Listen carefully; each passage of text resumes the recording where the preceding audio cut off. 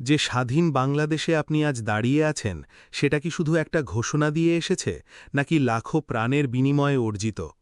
৭১ সালে বঙ্গবন্ধু শেখ মুজিবুর রহমানের নেতৃত্বে যে আন্দোলনের ভিত্তি তৈরি হয়েছিল তার ওপর দাঁড়িয়ে শহীদ জিয়াউর রহমান স্বাধীনতার ঘোষণা দেন প্রথমে নিজের নামে পরে বঙ্গবন্ধুর নামে কিন্তু মুক্তিযুদ্ধ কোনো সহজ ঘটনা ছিল না দেশের এক প্রান্তে কামানের শব্দ উঠলে তার প্রতিধ্বনি আরেক প্রান্তে পৌঁছাত সিলেট থেকে ময়মনসিংহ আখাউড়া থেকে কিশোরগঞ্জ পুরো দেশ ছিল যুদ্ধের আগুনে জ্বলন্ত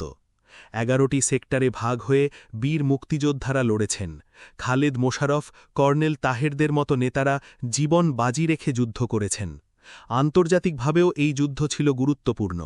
ভারত সরাসরি অংশ নেয় সোভিয়েত ইউনিয়ন ভেটো দেয় আর বিশ্ব রাজনীতিতে সৃষ্টি হয় উত্তেজনা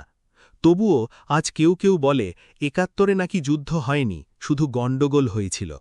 কিন্তু সত্য একটাই মুক্তিযুদ্ধ হয়েছে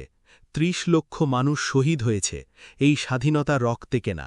এখন প্রশ্ন আমরা কি সেই ইতিহাসকে সম্মান করছি নাকি ভুলে যাচ্ছি